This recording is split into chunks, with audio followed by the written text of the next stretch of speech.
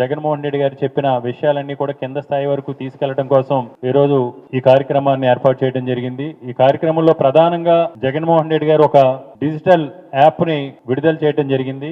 దాని యొక్క ముఖ్య ఉద్దేశం ఈ కూటమి ప్రభుత్వం అధికారంలోకి వచ్చిన తర్వాత కక్షపూరితంగా ఉద్దేశపూర్వకంగా వైఎస్ఆర్ కాంగ్రెస్ పార్టీకి సంబంధించిన నాయకుల్ని కార్యకర్తల్ని కూడా ఇబ్బంది పెడుతూ తప్పుడు కేసులతో పెట్టుడు కేసులతో ఇబ్బంది పెట్టడంతో పాటు వైఎస్ఆర్ కాంగ్రెస్ పార్టీకి సంబంధించిన కార్యకర్తల యొక్క నాయకుల యొక్క వ్యాపారాలపైన దాడి చేయటం, వ్యక్తిగతంగా దాడి చేయటం, ఉద్దేశపూర్వకంగా ఇబ్బంది పెట్టడం, లేదంటే సోషల్ మీడియాలో ప్రశ్నిస్తే సోషల్ మీడియాలో ప్రభుత్వం చేసే తప్పుల్ని ఎత్తి చూపి ప్రజల యొక్క హక్కుల గురించి విధుల గురించి ప్రశ్నిస్తే కూడా ఇబ్బంది పెట్టే కార్యక్రమం చేపడుతున్న తరుణంలో పార్టీ నాయకులకి కార్యకర్తలకి కూడా అండగా ఉండాలనే ఉద్దేశంతో ఒక డిజిటల్ యాప్ ని పార్టీ సెంట్రల్ ఆఫీస్ నుంచి జగన్మోహన్ రెడ్డి గారు ఆ రోజు లాంచ్ చేయడం జరిగింది. ఆ యాప్ లో ఎవరికైనా సరే వైఎస్ఆర్ కాంగ్రెస్ పార్టీకి సంబంధించి ఈ కూటమి కార్యకర్తల నాయకుల మీద ఈ కూటమిలో ఉన్న నాయకులు కానీ లేకపోతే అధికారులు కూడా కొంతమంది అత్యుత్సాహం చూపిస్తున్నారు. వాళ్ళు విధులు విధానాలు మర్చిపోయి వాళ్ళు పబ్లిక్ సర్వెంట్స్ అనేది మర్చిపోయి పక్కగా ఏకపక్షంగా ఈ రోజు కూటమిలో ఉన్న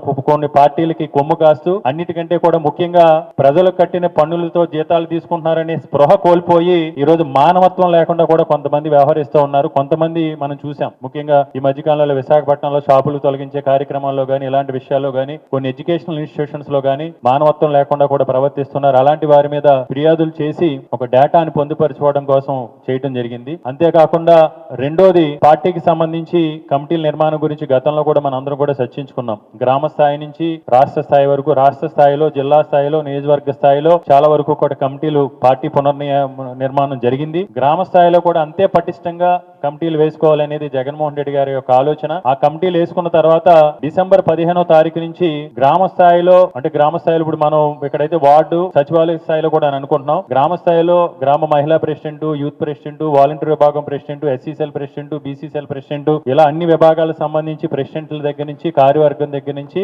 అందరికీ కూడా ఒక ఐడి క్రియేట్ చేసి ఒక యూనిక్ నెంబర్ అందరూ కూడా ఒక నెంబర్ ఇచ్చి డిసెంబర్ 15వ తారీఖు నుంచి ఎవరైతే YSR Congress party family members ఉన్నారో కింద స్థాయి నుంచి రాష్ట్ర స్థాయి వరకు ఉన్న కార్యవర్గం కుటుంబ సభ్యులు ఉన్నారో వాళ్ళందరికీ కూడా ఐడి కార్డ్స్ ఇష్యూ చేయటం జరుగుతుందని ముఖ్యమంత్రి స్వయంగా జగన్మోహన్ రెడ్డి గారే కూడా చెప్పడం జరిగింది.